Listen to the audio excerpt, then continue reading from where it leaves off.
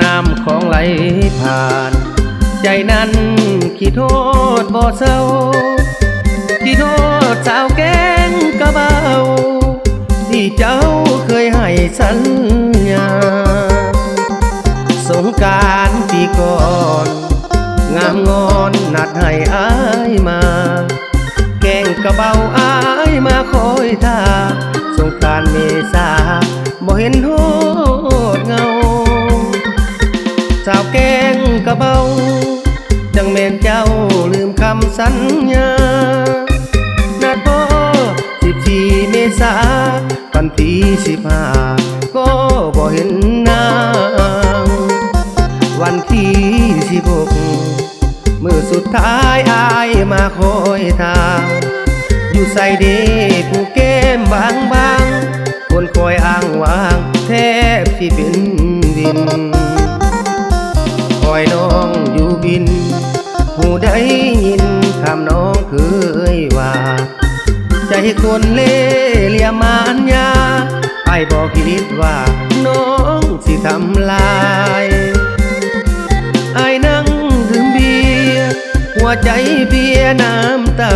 ตกในสัญญาเฮาหมดสิ้นสลายก็มีความหมายที่อายมาคอย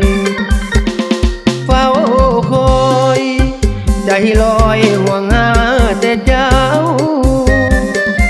สาวแกงกะเบาโปรดว่าเจ้าลืมได้ลงคอโทรหาบ่ติดปล่อยอายนั่งเศร้าจอขอลาแล้วผู้หญิงสอพอใจน้องกดงอ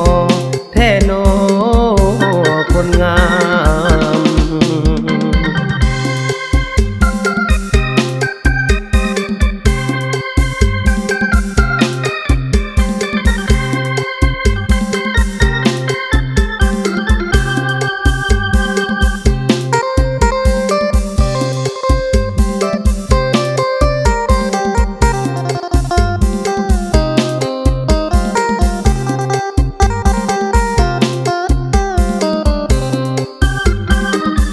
คอยน้องอยู่บินผู้ได้ยินคำน้องเคยว่า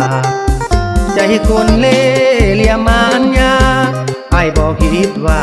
น้องสิทำลาย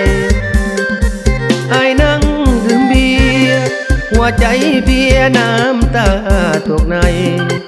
สัญญาเฮาหมดสิ้นสลายก็มีความหมายที่อายมาคอยเฝ้าคอยใจลอยห่วงหาแต่เจ้าสาวแกงกะเบาโปรดว่าเจ้าลืมได้ลงคอโทรหาบ่ติดปล่อยอายนั่งเศร้าจอ